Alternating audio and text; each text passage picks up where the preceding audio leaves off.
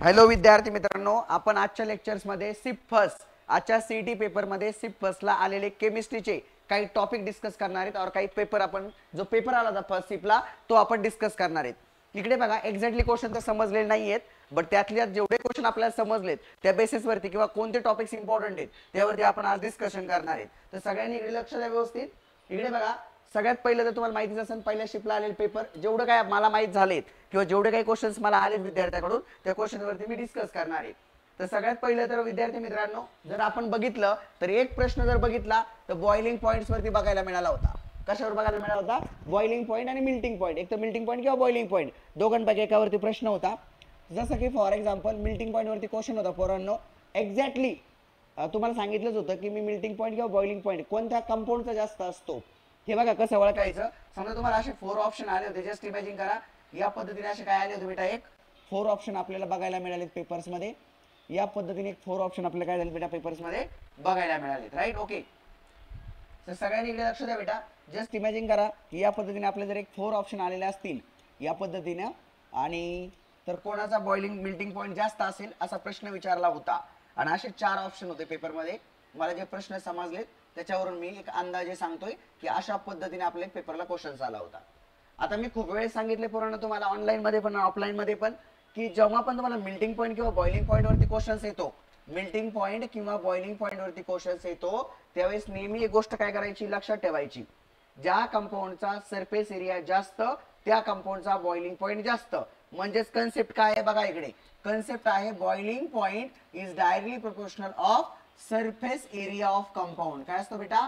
Surface area of compound. म्हणजेच boiling point नेहमी त्या कंपाऊंडच्या सरफेस एरियावरती डिपेंड करतो. समजलं सगळ्यांना? ओके, याचा अर्थ जेवढी लॉंगेज चेन तेवढा बॉइलिंग पॉइंट जास्त आणि जेवढ्या ब्रांचेस जास्त तेवढा बॉइलिंग पॉइंट कमी.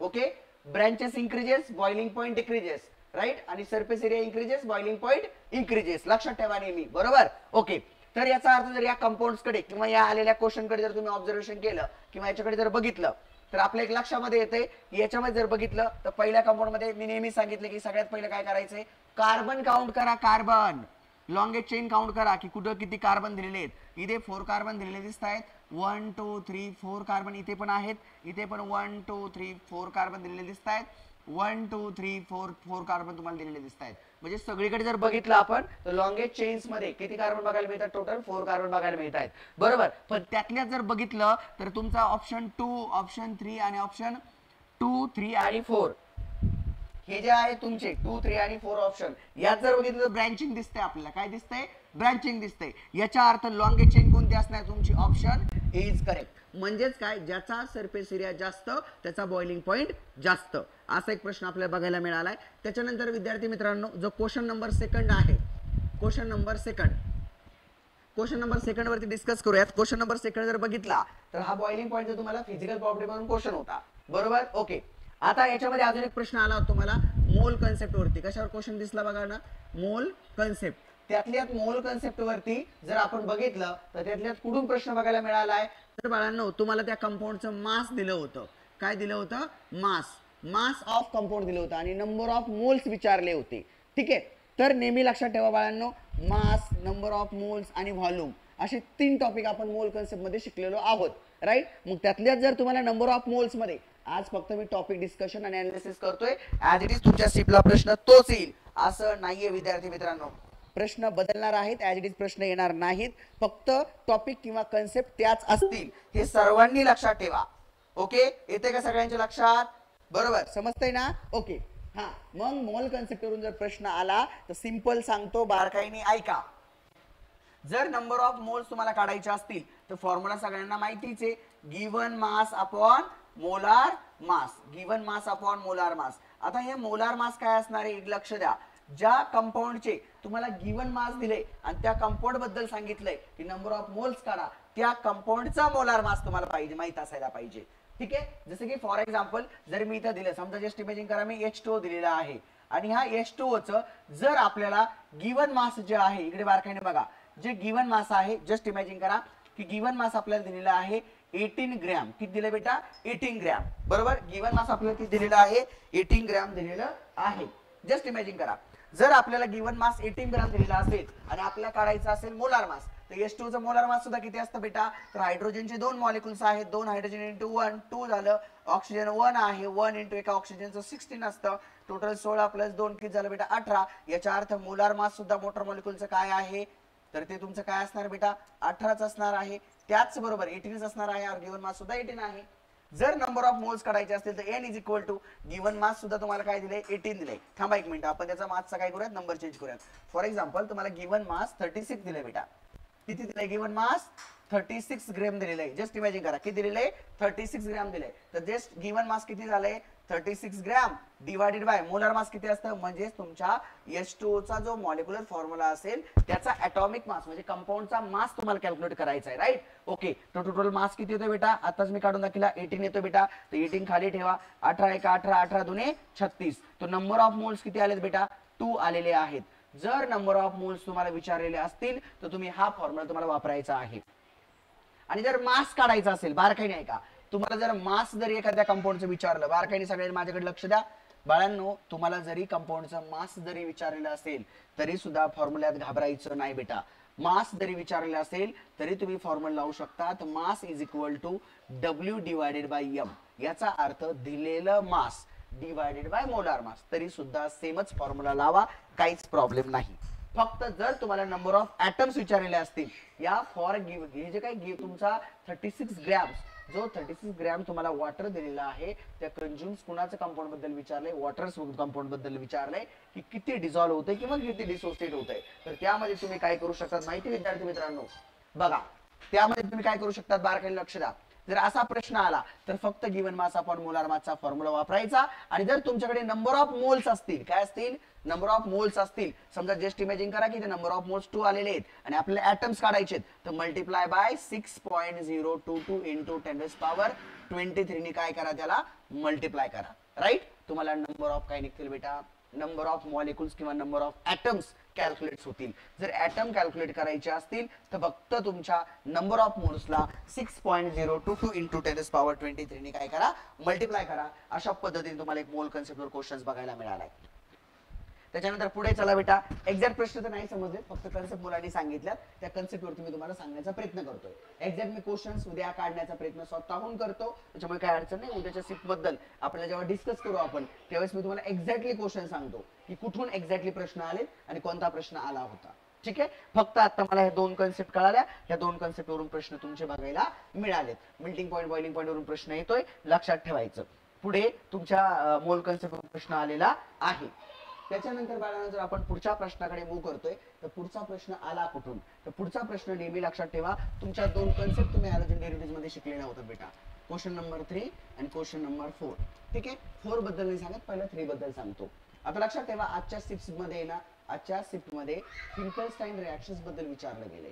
कशाबद्दल विचारले गेले, फिंकलस्टाईन रिएक्शन्स बद्दल रिएक्शन ओळखायला आली होती तुम्हाला पेपर्स मध्ये. ठीक आहे, तर सगळ्यात पहिले तर फिंकलस्टाईन रिएक्शन्स काय असते मित्रांनो, सगळ्यांनाच माहिती आहे की जो तुमचा अल्काइल क्लोराइड्स किंवा तुमचा जनरल रिएक्शन दाखवतो, जेव्हा तुमचा अल्काइल क्लोराइड्स किंवा अल्काइल ब्रोमाइड रिएक्ट करतो बेटा कोणत्या रिएजंट सोबत, तर सोडियम आयोडाईड नावाच्या रिएजंट सोबत रिएक्ट करतोय. कोणासोबत रिएक्ट करतोय, सोडियम आयोडाईड नावाच्या रिएजंट सोबत रिएक्ट करतो इन द प्रेझेन्स ऑफ. त्यावेळेस प्रेझेन्स कोण असणार आहे बाळांनो, इथं कॅटलिस्ट सगळ्यांना माहित असायला पाहिजे बरं का बाळा, लक्षात ठेव. याचा कॅटलिस्ट ऍसिटोन असतो. कोण असतो, ऍसिटोन. ड्राय इथर नाही बरं का बाळा, कोण असतो याचा कॅटलिस्ट, ऍसिटोन असतो. लक्षात ठेव रे, समजलं सगळ्यांना. ओके, जर ऍसिटोन आपण याच्यामध्ये टाकला तर फक्त हॅलोजन एक्सचेंज होतो. काय होतो, हॅलोजन एक्सचेंज होतो. याचा अर्थ क्लोरीन सोडियम सोबत कंबाईन करतो और आयोडीन आपल्या आर ग्रुप सोबत कंबाईन करतो, तर आपल्याला आर आय असा प्रोडक्ट मिळतो. इथे सुद्धा बेटा काय होत असेल, आणि बाय प्रोडक्ट सगळ्यांना माहितीच आहे, NaCl बायपास मिळणार आहे बरोबर. मग इथे सुद्धा काय होणार, हा याच्यासोबत रिएक्ट होणार बेटा, बरोबर की नाही. मग आता इथे काय मिळणार आपल्याला, आर आय मिळणार, प्लस इकडे सेपरेट कोण होणार आहे बेटा, NaBr सेपरेट आउट होणार आहे बेटा. समजलं सगळ्यांना. तर फिंकलस्टाईन रिएक्शन्स वरती क्वेश्चन्स होता. कोणती रिएक्शन बेटा तुमची, फिंकलस्टाईन जी रिएक्शन्स आहे, फिंकलस्टीन रिएक्शन आपण त्याला म्हणू शकतो, त्यावरती सुद्धा क्वेश्चन्स आपल्याला बघायला मिळाले. ठीक आहे, त्याचबरोबर जर आजच्या शिफ्ट मध्ये किंवा आजच्या डेला जर फिंकलस्टाईन वरती क्वेश्चन्स असेल तर उद्याच्या शिफ्ट मध्ये मे बी सॉर्ट्स वरती येऊ शकतो, पॉसिबिलिटी सांगता येत नाही. तर सॉर्ट्स रिएक्शन्स काय असते त्याबद्दल पण सांगून देतो. त्यानंतर आपण क्वेश्चन नंबर 4 किंवा त्या पुढील क्वेश्चन आपण डिस्कस करूया बेटा. तर बारकाईने लक्ष द्या सगळ्यांनी, मी काय सांगतोय ते बारकाईने ऐका, बारकाईने ऐका. ठीक आहे, ठीक आहे, बारकाईने ऐका काय सांगतोय ते बघा. पॉज पॉज केले ना, ओके. तुमचे क्वेश्चन्स बघून घ्यावे लागतील, एवढेच क्वेश्चन आठवते तुम्ही. मी काय करतो, क्वेश्चन थोडे थोडे पुढे लिहून ठेवतो सोनाली 5 मिनिटात.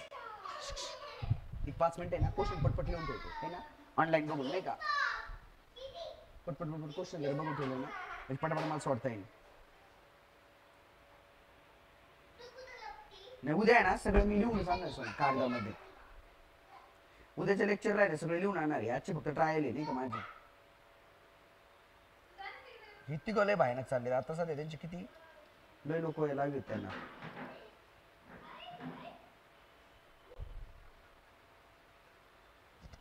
पुढचे काही प्रश्न लिहून ठेवतो.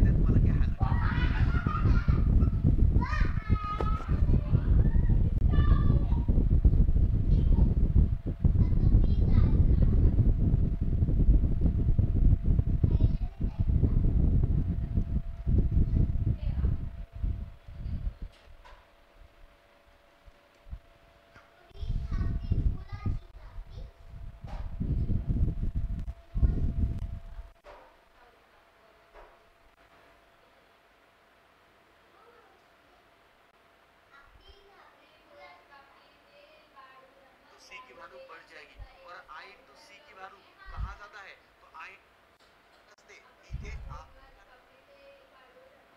म्हणजे प्रेजेंट इस तरीके से कुछ क्वेश्चन हमारी बेसिस पे जो नेक्स्ट को मास कैलकुलेट तो क्वेश्चन आले इथे H लागून जातो म्हणजे इथे काय झालं बेटा हे बोबिन है यानी डिफरेंट है तो there are two chiral atoms तो सिंपली आपको क्या करना है बेटा 2 का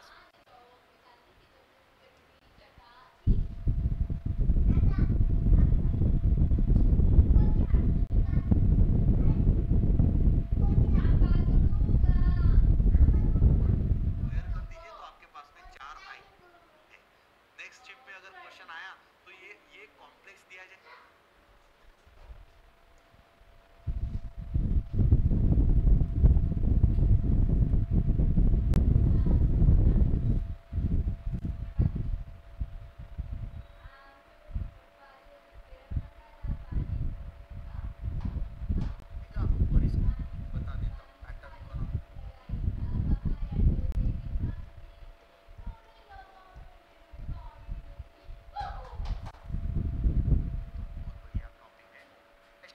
पूछा जाएगा उसके अंदर म्यू की वैल्यू कितनी है मैग्नेटिक मोमेंट की वैल्यू कितनी है तो ये पॉइंट सारे इंपॉर्टेंट निकल के आते हैं फायर रेडी हुई 6 पॉइंट निकाल दी इन दोनों 0.48 एडिट जसं मला ऍप तो कैसा कौन y into s की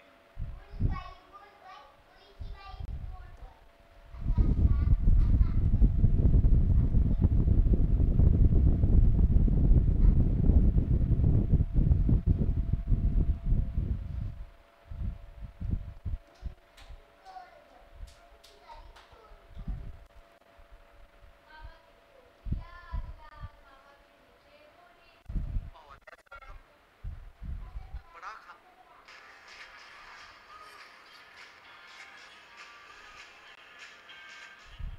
रखना यहाँ केएस बैकवर्ड डायरेक्शन में आएगी मतलब यहाँ पर मिलेगा बेटा प्रेसिपिटेशन वो इक्वल हो जाए सेम रहे अगर वो आंसर सेम आ रहा है इसका मतलब ऐसे सॉल्यूशंस को हम सैचुरेटेड सॉल्यूशन बोलते हैं सैचुरेटेड सॉल्यूशंस मतलब no more solid will dissolve already जितनी कैपेसिटी थी सॉल्यूबल करने की उतनी उसकी है ऑलरेडी ठीक है दूसरा हो सकता है कि केएसपी की वैल्यू काफी ज्यादा होगी एज कंपेयर टू क्यूएसपी तो इस केस में क्या हो जाएगा अभी केएसपी रिच होने का है मतलब ऐसे सॉल्यूशंस को हम लोग बेटा फिर अनसैचुरेटेड काफी ज्यादा होगी एज कंपेयर टू क्यूएसपी तो इस केस में क्या हो जाएगा अभी केएसपी रिच होने का है मतलब ऐसे सॉल्यूशंस को हम लोग बेटा फिर अनसैचुरेटेड बोलते हैं अनसैचुरेटेड का मतलब मोर सॉलिड विल डिसॉल्व एंड तीसरा कॉम्बिनेशन पूछा जा सकता है कि केएसपी हो सकता है क्यूएसपी ज्यादा हो अगर QSP ज्यादा है तो इक्विलिब्रियम का प्रिंसिपल लगाओ रिएक्शन बैकवर्ड डायरेक्शन में आएगी मतलब यहाँ पर मिलेगा बेटा प्रेसिपिटेशन ऑब्टेन तो ऐसे क्वेश्चन आपको पूछे जाएंगे कि बताइए which of the following solution verily soluble salt has shown PPT है ना सॉल्यूशंस के अंदर कौन पीपीटी शो करता है तो इस तरीके से आपको क्वेश्चंस आएंगे तो ये सारा कंटेंट आप लोगों को मैंने दे दिया इसमें कॉमन आयन फैक्टर भी लगता है तो भाई ये जबरदस्त टॉपिक है मैं बार और यहाँ पर हम लिखते हैं बेटा TH3 इस तरीके से रखते हैं TH3 रहेगा तो ये क्या हो जाएगा 2 मिथाइल 1 3 न्यूक्लियोटाइड है ना 2 मिथाइल 1 3 न्यूक्लियोटाइड ऐसा आएगा है ना या फिर आप पहले लिखिए चलेगा ठीक है न्यूक्लियोटाइड 2 मिथाइल दिया था एक्सटेंसिव पॉइंट ये सारे कौन जो है वो सिंगल बॉन्ड बनाएगा हम बोलेंगे यहाँ पर लॉन्ग छुपाने से बॉन्ड ऑर्डर की वैल्यू क्या हो रही है डिक्रीज होती जा रही है तो इस तरीके से क्वेश्चन होगा शायद तो आप कर लेना कर लिया होगा आप लोगों ने आपण दिलेला आहे एंथैल्पी अमाउंट ऑफ एनर्जी लगी proportional to sum of radius होता है का मतलब 1 आ रहा है यहाँ पर भी इस लैटिस एंथैल्पी सबसे कम होगी। आपको पूछा है हाईएस्ट किसकी होगी, तो भाई इनमें से साइज सोडियम की कम है, तो सोडियम की साइज कम है तो लैटिस एंथैल्पी ज्यादा हो जाएगी, बात खत्म हुई। तो ये वाला जो है वो सही आंसर आना चाहिए था आपका, hydration enthalpy directly proportional to charge upon radius. तो आप समझ गए कि ये जो है किसी एक पर्टिकुलर आयन के लिए होगा, कटायन का, अनायन का। यहाँ कंपाउंड दिया है, कटायन अनायन दोनों आ जाएगी, लेकिन हाइड्रेशन एंथैल्पी आयंस की होती है, या तो फिर कटायंस का होगा या फिर इनमें आई फैक्टर की वैल्यू हमेशा 1 होती है, यानी यहाँ पर आई फैक्टर वेक्टर फैक्टर को आपने इग्नोर किया तो भी चल जाएगा, लेकिन इनके अलावा अगर कोई दूसरा दिया जाता है तो ध्यान रखना मेरे प्यारे बच्चों, उसमें आपको वेक्टर फैक्टर कंसीडर करना। वेबल क्वेश्चन जो आया हुआ है ऐसा बेटा करना ई फैक्टर से होती है। आई क्या है वेक्टर फैक्टर, सी क्या है कंसंट्रेशन, जो यहाँ पर दी है 1 मोलार 2 मोलार 0.1 मोलार कंसंट्रेशन की बात, और ये डायरेक्टली प्रोपोर्शनल टू होता है बेटा बॉइलिंग पॉइंट या फिर अगर आप कंसीडर करते हो ऑस्मोटिक प्रेशर पाई, ये दोनों टर्म क्या हो जाएगी बेटा इंक्रीज होती है अगर, यानी ये दोनों डायरेक्टली प्रोपोर्शनल में होती है, डायरेक्टली प्रोपोर्शनल में। तो अगर आई इंक्रीज हो जाएगा, अगर आई सी इंक्रीज होता है तो भाई ये वाले दोनों फैक्टर भी क्या हो जाएंगे इंक्रीज होते हैं।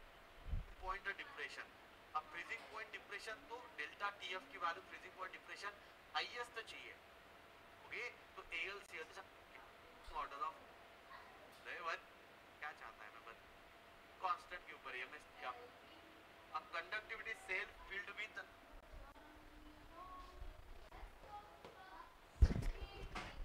चला एवढं थोडा बनवतो अजून 10-5 मिनिटाचा.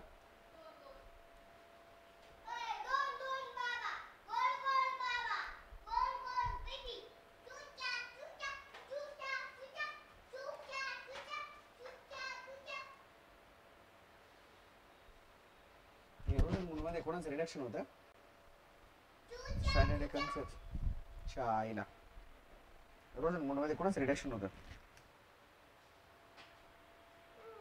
ते लिहायलाच लागणार सोना सगळं माहिती आहे जमन मला काही प्रॉब्लेम नाही माहित असलं ना जमन सगळं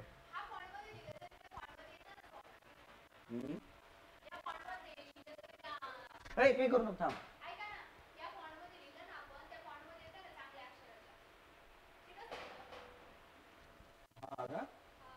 कन्वर्टर वेगळं इथून करावं लागतं ते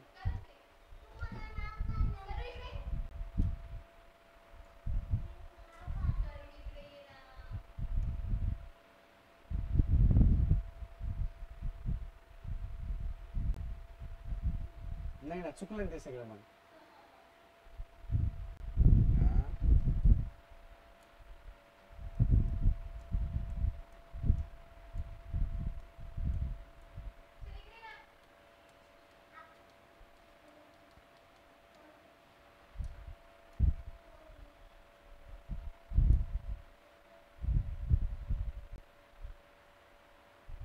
याचा ये एवढा भारी नाही सोना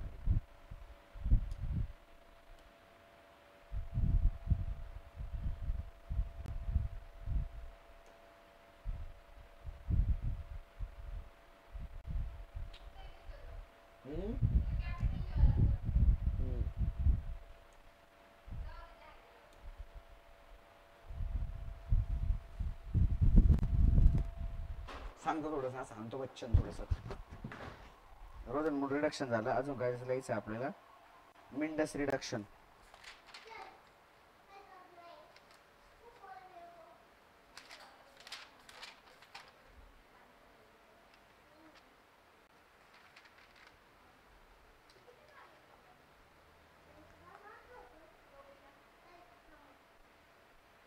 मिंडस रिडक्शन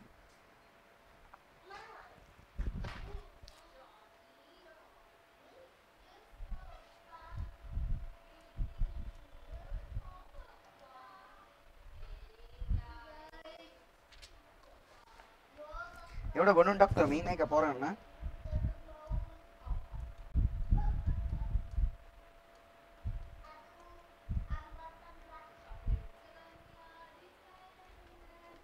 चल एवढं सांगून टाकतो पोरांना पटपट चल एवढं सांगून टाकतो व्हिडिओ अपलोड करून देतो सोनाली चल किती नंबरचा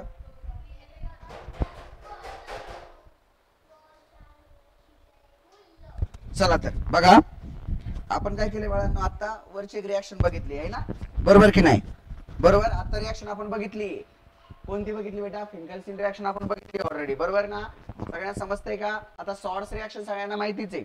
शॉर्ट्स रिॲक्शन आपण कशासाठी करतोय पोरांनो? तर शॉर्ट्स रिॲक्शन असते आपल्या अल्काइल फ्लोराईडला प्रिपेअर करण्यासाठी, तर ती सुद्धा तुम्हाला माहित असायला पाहिजे, म्हणून सांगून टाकतोय. लक्ष द्या, जेव्हा तुमचा RCl प्लस बारकाईने नाही का, RCl प्लस AgF रिॲक्ट करतो सिल्वर फ्लोराईड, त्यावेळेस सुद्धा हॅलोजनची डिस्प्लेसमेंट होते, म्हणजे हॅलोजन एक्सचेंज होतात. फॉर एक्झाम्पल Cl याच्यासोबत कंबाईन होईल, फ्लोरीन यासोबत कंबाईन होईल. तर बारकाईने लक्ष द्या बेटा, काय मिळणार प्रोडक्ट? RF मिळणार बेटा, प्लस AgCl सेपरेट होणार. सगळ्यांनी बारकाईने नाही का बाळांनो, उद्याचा जो लेक्चर आपला होणार आहे त्यात मी पेपर अनालिसिस तर करणार आहे, त्याचबरोबर सगळ्यात महत्त्वाचं पोरांनो, आपण पूर्ण इम्पॉर्टंट रिएजंट, त्याच्यानंतर कॅटॅलिस्ट आणि रिॲक्शन, नेम रिॲक्शन हा पार्ट आपण बघणार आहेत ऑर्गॅनिकचा. ऑर्गॅनिकचे प्रश्न एकदम सोपे येत आहेत, फक्त तुम्हाला रिएजंट आणि कॅटॅलिस्ट याची आयडिया असायला पाहिजे की तुम्हाला ती रिॲक्शन बरोबर येणार म्हणजे येणारच, त्यात काहीच प्रॉब्लेम नाही पोरांनो, फक्त तुमचा कॉन्फिडन्स असायला पाहिजे. आता बघा बेटा, पुढचा एक जो क्वेश्चन आला होता तो मिंडस रिडक्शन वरून आला होता. कशावरून? मिंडस रिडक्शन. आता सगळ्यात म्हणजे सगळ्यांनी लक्ष द्या बेटा, मिंडस रिडक्शन काय असतं रे? तर मिंडस रिडक्शन मध्ये आपण शिकलेलो ना बेटा, है ना, alkyl cyanide converted into, alkyl cyanide कशामध्ये कन्वर्ट होतो? अमाइन मध्ये कन्वर्ट होतो. कोणत्या अमाइन मध्ये कन्वर्ट होतो? प्रायमरी अमाइन मध्ये कन्वर्ट होतो. सगळ्यांना माहिती आहे की नाही? हा, मिंडस रिडक्शन शिकवलं की नाही रे? शिकलो ना रे आपण पोरांनो, कसलं आठवत नाही रे तुम्हाला? एक लक्ष द्या, मिंडस रिडक्शन्स मध्ये मी सांगितलं होतं alkyl cyanide converted into alkyl amine, म्हणजेच कशामध्ये कन्वर्ट होतो? तुमच्या प्रायमरी अमाइन मध्ये कन्वर्ट होतो. लक्षात ठेवायचं, म्हणजेच alkyl cyanide converted into amine, but amine कोणता असायला पाहिजे बेटा? Primary amine. म्हणजे जेव्हा आपला अल्काइल सायनाइड ग्रुप आपल्या प्रायमरी अमाइन मध्ये कन्वर्ट होतो त्याला आपण काय म्हणतो? तर त्याला आपण काय म्हणणार बेटा? Cyanide group converted into amine group. This reaction is known as Mendius reduction. But बाळा, हे सगळं करण्यासाठी आपल्याला कॅटलिस्टची गरज असते. तर एक तर तुम्ही कॅटलिस्ट वापरू शकता बेटा, सोडियम इन इथेनॉल वापरू शकतात. कोण वापरू शकतो बेटा? Sodium in ethanol. किंवा सगळ्यात फेमस कॅटलिस्ट बेटा लिथियम ॲल्युमिनियम हायड्राइड हा वापरला जातो. तर होतं काय बाळांनो? मिंडस रिडक्शन्स म्हणजेच alkyl cyanide group converted into primary alkane. Alkyl cyanide group converted into primary alkane, sorry primary amine. हे लक्षात ठेवा बेटा, रिएक्शन इंपॉर्टंट आहे. बर, पुढे चला. आता पुढे एक प्रश्न आला ऑक्सिडेशन स्टेट वरती. आता किती वेळेस सांगितलं ऑक्सिडेशन स्टेट कशी फाइंड आउट करायची? इकडे जरा बघा बरं, HOH चं स्ट्रक्चर कसं असतं? हायड्रोजन, ऑक्सिजन, ऑक्सिजन आणि हायड्रोजन, बरोबर की नाही? तर सगळ्यांनाच माहिती आहे हायड्रोजनची ऑक्सिडेशन स्टेट इथे किती असणार बेटा? +1. इथे सुद्धा किती असणार? +1. याचा अर्थ तुमचा ऑक्सिजन इथं -1 आणि इथं -1 दाखवेल. याचा अर्थ तुम्हाला इथं ऑक्सिडेशन स्टेट ऑफ O विचारलं होतं, तर त्याची हायड्रोजन पेरॉक्साइड मध्ये ऑक्सिडेशन स्टेट किती असते बेटा? -1. लक्षात ठेवा, विसरू नका. मी शिकवलं होतं हायड्रॉक्साइड, सॉरी ऑक्साइड, पेरॉक्साइड आणि सुपर पेरॉक्साइड, तीनही कन्सेप्ट मी ऑनलाईन आणि ऑफलाईन दोन्ही विद्यार्थ्यांना शिकवल्या होत्या. तुम्हाला ते आठवत नाहीये, बट इथून सुद्धा प्रश्न आपल्याला आलेला होता ऑक्सिडेशन स्टेट वरून, तो आपण बघितलेला आहे. उद्या मी बरेचसे टॉपिक तुमचे कव्हर करणार आहे. आपलं एक 1.5 ते 2 तासाचं एक सेक्शन होणार आहे, ते सेक्शन तुम्ही जॉईन करा. त्याच्यामध्ये तुमचे पूर्ण रिएजंट, ऑर्गॅनिक केमिस्ट्रीचा जो ग्लॅन्स आहे, पूर्ण ओव्हरऑल मॅपिंग ते तुम्हाला मी देणार आहे. उद्या तुम्ही ते लेक्चर नक्की अटेंड करा. बघा पुढे बघायचं आपल्याला ग्लायक्झोल IUPAC. आता ग्लायक्झोलचा IUPAC सगळ्यात पहिले ग्लायक्झोल काढला कसा जातो त्याचं स्ट्रक्चर्स माहित असायला पाहिजे. कॉमन नेम म्हणून प्रश्न आहे, तर ग्लायक्झोलला अशा पद्धतीने काढलं जातं बेटा.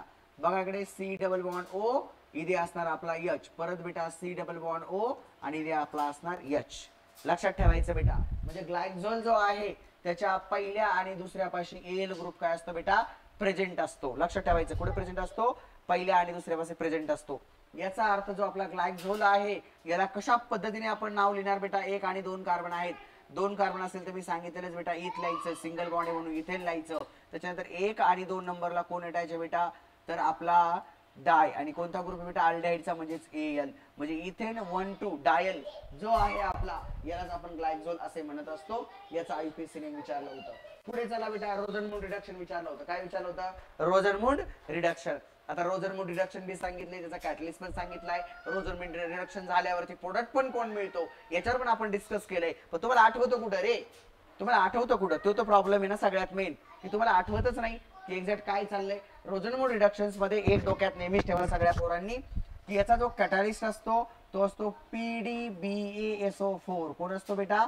PDBASO4. लक्षात ठेवायचं, यालाच म्हणतात रोझनमूड रिडक्शन. हा दिसला रे दिसला की मिळणारा प्रोडक्ट बेटा सगळ्यांनी लक्ष द्यायचं बेटा. जो तुमचा असाइल क्लोराइड असतो बेटा, acyl chloride is converted into aldehydes. कुणामध्ये कन्वर्ट होणार बाळांनो?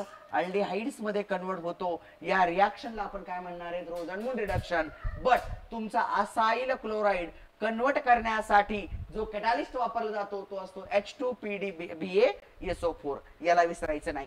हे जर तुमच्या परिचय असेल तर तुमच्या डोक्यात लगेच येणार, लगेच क्लिक होणार की सर हा असाइल क्लोराइड आहे.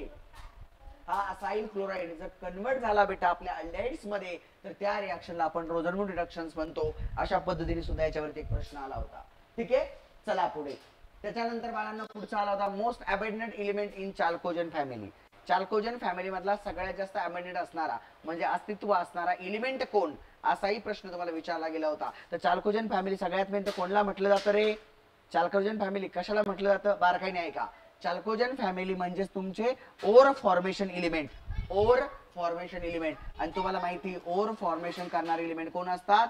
ओ स से टी पो. सगळ्यांना माहिती ग्रुप नंबर 16. आणि group number 16 is known as चाल्कोजन family. सगळ्यांना आवाज येतो माझा? क्लिअर? ओके, ठीक आहे, समजतंय ना? ओके. आता बघा, ओव्हर फॉर्मेशनच्या एलिमेंटला आपण चाल्कोजन ऍटम्स किंवा चाल्कोजन एलिमेंट म्हणतो. आता याच्यामध्ये सगळ्यात जास्त अबंडंट जर असेल कुणाचा तर तुम्हाला माहितीच आहे आपल्या ऍटमॉस्फिअर मध्ये कोण जास्त असतं बेटा? ऑक्सिजन. कोण असतं? ऑक्सिजन. किती पर्सेंट मध्ये असतो? ऑलमोस्ट 21% मध्ये असतो. याचा अर्थ चाल्कोजन फॅमिली मधला मोस्ट अबंडंट एलिमेंट बद्दल जर विचारलं गेलं तर नक्कीच उत्तर आपलं असायला पाहिजे ऑक्सिजन. काय असायला पाहिजे? ऑक्सिजन असायला पाहिजे. पुढे चला बेटा. ही एक रिएक्शन विचारली गेली होती की तुमचा सेकंडरी अल्कोहोल कशा युजिंग द RMGX म्हणजे ग्रेगनार रिएजंटला वापरून सेकंडरी अल्कोहोल कसा बनवू शकतो. तर सगळ्यांच्या डोक्यात एक प्रश्न नेहमीच येतो बेटा. एक सांगून ठेवतो बारकाईने ऐक. एक सांगून ठेवतो बारकाईने ऐक. जर आपण फॉर्मॅल्डिहाइड वापरला, बारकाईने ऐका, जर आपण फॉर्मॅल्डिहाइड वापरला बेटा, फॉर्मॅल्डिहाइड वापरला तर मिळणारा product using the Grignard reagent, using the Grignard reagent फॉर्मॅल्डिहाइडला जर वापरला तर युजिंग द ग्रेगनार रिएजंटच्या प्रेझेन्स मध्ये मिळणारा प्रोडक्ट हा तुम्हाला प्रायमरी अल्कोहोल असतो. कोण असतो बेटा? Primary alcohol. बारकाईने ऐका. बट जर फॉर्मॅल्डिहाइडला सोडता जर दुसरे अल्डिहाइड वापरले, जसं की फॉर एक्झाम्पल ऍसिटल्डिहाइड आपण वापरलाय. कोण वापरला? ऍसिटल्डिहाइड जर आपण वापरला बेटा, ऍसिटल्डिहाइड जर वापरला in the presence of Grignard reagent तर मिळणारा प्रोडक्ट सेकंडरी अल्कोहोल्स असतो बेटा. आणि ऑप्शन्स मध्ये पेपर्स मध्ये तुम्हाला ऍसिटल्डिहाइडला टिक करायचं होतं बेटा. लक्षात ठेवायचं नेहमी ऍसिटल्डिहाइड्स किंवा दुसरे कोणतेही अल्डिहाइड जर आपण यूज केले तर मिळणारा प्रोडक्ट नेहमी कोण असणार आहे बाळा? कोण असणार आहे? सेकंडरी अल्कोहोल असतो युजिंग द ग्रेगनार रिएजंट. आणि ग्रेगनार रिएजंट सगळ्यांनाच माहिती RMGX असतो. बरोबर की नाही? आता पुढे चला. बट बाळानं जर आपल्याला टर्चरी मिळवायचा असेल तर आपण जर ऍसिटोनला वापरला बेटा, ऍसिटोन सगळ्यांना माहितीच आहे. ऍसिटोन विथ द ग्रेगनार रिएजंट जर वापरला तर मिळणारा प्रोडक्ट आपल्याला टर्चरी अल्कोहोल असतो. हे लक्षात ठेवा. पण पेपरला हा प्रश्न आला होता बेटा.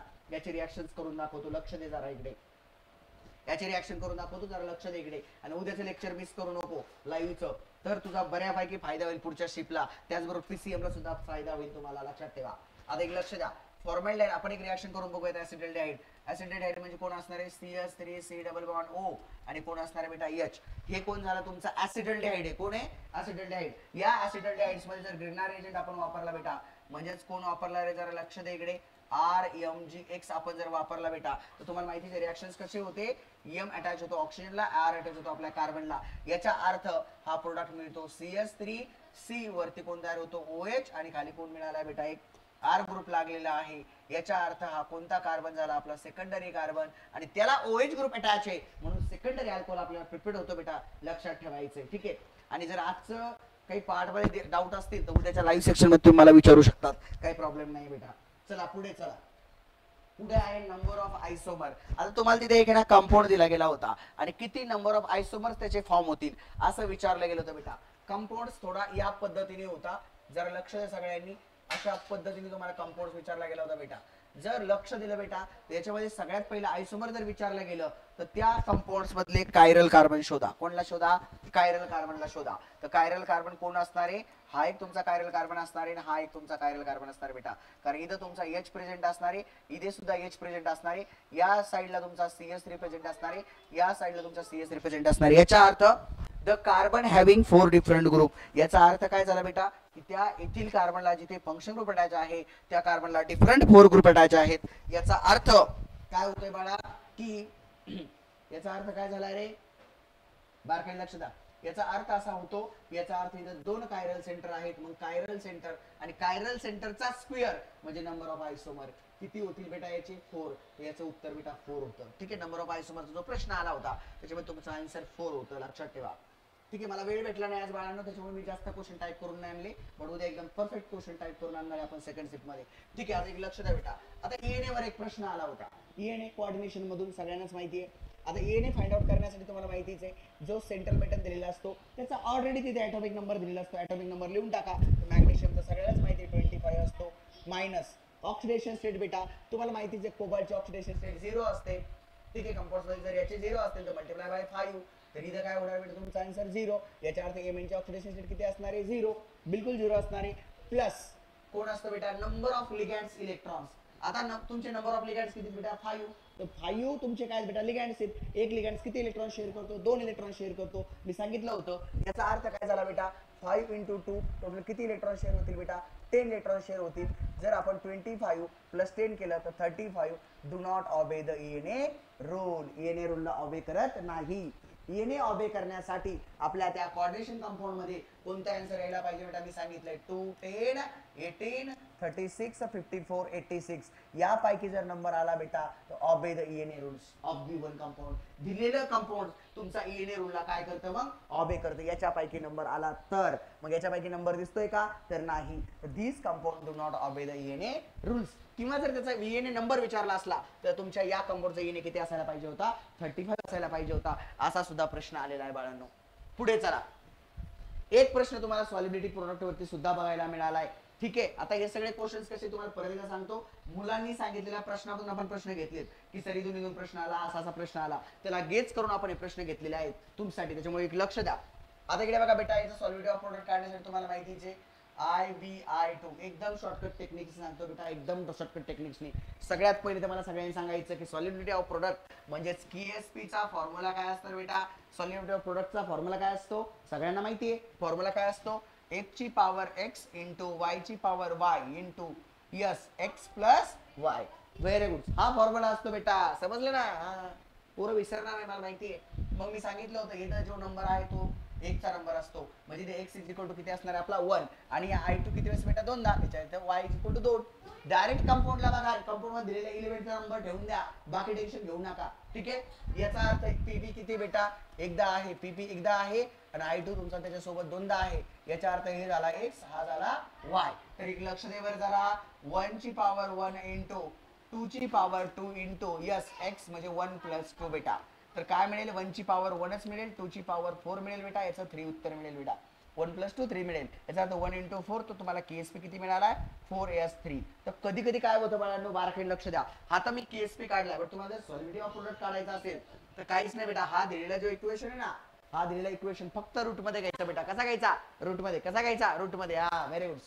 मग बघा काय दिले तुम्हाला? 4h³ तुम्हाला हा s फाइंड आउट करायचा. याला नेहमी लक्षात ठेवायचं बाळांनो, रूट मध्ये घ्यायचा आहे. म्हणजे root is divided by KSP असा याचं इक्वल असतं बेटा. सॉलिबिलिटी प्रोडक्ट झालं इक्वल टू तुमचा असतो प्रोडक्ट. ठीक आहे. तो KSP असतो बेटा. तर याच्यामध्ये काय करायचं माहिती का? फक्त हा पुढचा नंबर डिवाइड करायचा. म्हणजे h³ is equal to root मध्ये KSP इज डिवायडेड बाय काय येणार बेटा? 4. आणि हा 3 चा नंबर जो असतो तो इथं द्यायचा आहे. म्हणजे solubility of product is equal to perfect number काय मिळाला आहे? 3 KSP डिवायडेड बाय 4. याच्यावरती खूप सारे लेक्चर्स माझे आहेत, तुम्ही बघून घ्या. सुद्धा प्रोडक्ट फॉर्म्युलेट करण्याचा कशा टाइप वापरल्या जातात. राईट. इथून सुद्धा प्रश्न आलता. KSP एकदम चिल्लर यार. क्वेश्चन एकदम चिल्लर आलता पोरांनो. काय राव शिकले एकदम क्वेश्चन. केमिस्ट्री एकदम भारी आलं होतं, एकदम सोपं. ठीक आहे. खटाखट खटाखट. तुम्ही जर व्यवस्थित केलेलं असेल ना टेस्ट सिरीज, ठीक आहे, टेस्ट सिरीज आणि आज जर व्यवस्थित केलेलं असेल ना आपलं, 1 नंबर खटाखट क्वेश्चन होतील तुमचे. ठीक आहे. सगळे प्रश्न तिथून आलेले आहेत. ठीक आहे. बरं पुढे चला. आता अजून एक तुम्हाला कन्सेप्ट सांगून ठेवतो बेटा, जरा पेपरला येते बरं का, जरा लक्ष द्या बरं. अजून एक कन्सेप्ट अशी येऊ शकते मला असं वाटतं. टॉपिक्स असा प्रश्न येऊ शकतो की solubility of product solubility of product is always equal to ionic product of ionic product. जर दोघे इक्वल असतील तर जे सोल्युशन बनणार आहे ना बाळा, हे दोघं इक्वल असेल तर जे सोल्युशनचं नेचर असतं ते असतं सॅच्युरेटेड. कसं असतं सोल्युशन? सॅच्युरेटेड. विसरायचं नाही रे बाबा, विसरायचं नाही बाबा, प्रश्न येणार इथून. लक्ष दे जरा, लक्ष दे, प्रश्न येणार रे बाबा. बघ KSP is equal to IP म्हणजे आयोनिक प्रोडक्ट ऑफ है ना, आयोनिक प्रोडक्ट आणि केएसपी सॉल्युबिलिटी ऑफ प्रोडक्ट जर इक्वल असेल तर सोल्युशन सॅच्युरेटेड. बट बेटा जर KSP is greater than ionic product असेल, आयपी म्हणजे आयोनिक प्रोडक्ट, कुठं लिहून ठेव चल, आयोनिक प्रोडक्ट, आयोनिक प्रोडक्ट लक्षात ठेव. कधी कधी याला क्यूसीडी पण दाखवलं जातं. ठीक आहे, चला पुढे. आता बघा बेटा, जर पुढे तुम्हाला पुढचा प्रश्न आला केएसपी से ज्यादा आयोनिक प्रोडक्ट ऑफ वाटर का कंसंट्रेशन है, मतलब आयोनिक ऑफ प्रोडक्ट ज्यादा कंसंट्रेटेड है, तो ये बीच वाले का क्या मिलेगा बेटा? Ksp is greater than IP, तो सॉल्यूशन कैसा मिलेगा बेटा? अनसैचुरेटेड. कैसा रहेगा सॉल्यूशन? अनसैचुरेटेड. ये टॉपिक से भी क्वेश्चन बन सकता है बेटा. ठीक आहे. फिर बेटा Ksp is greater than IP असेल म्हणजे आयोनिक प्रोडक्ट ऑफ वॉटर असेल तर मिळणारा प्रोडक्ट कसा असणार आहे? बारकाईने लक्ष दे. जर असा असेल तर पीपीटी इथे ऑकर होते. कशी होते बेटा? PPT are occur. पीपीटी जर ऑकर झाली बेटा तर सोल्युशन असतं सुपर सॅच्युरेटेड. कसं असतं बेटा? Super saturated. जरा लक्ष दे बरं का. उद्या जो टॉपिक्स मी घेणार आहे आणि जो टेलिग्राम चॅनलच्या वरती व्हिडिओ येणार आहे त्याच्यामध्ये मी एकदम खटाखट तुम्हाला सांगतो सगळे रिएजंट, सगळे तुमचे कॅटालिस्ट आणि नेम रिॲक्शन सुद्धा घेणार आहे बेटा. उद्याचं लेक्चर इम्पॉर्टंट आहे, बघायला विसरायचं नाही बरं का. जरा पेपर चालू आहेत ना आता, ज्यांच्या सीट राहिले त्यांनी, ज्यांचे झाले त्यांचं ठीक आहे, पण ज्यांच्या राहिल्या त्यांनी तरी व्यवस्थित करा बेटा. चला पुढे. अजून बघा इकडे असा प्रश्न आला, त्याचा आयुपीएससी विचारलाय. काय खाऊ प्रश्न होता राव पोरांनो, लक्ष द्या बरं.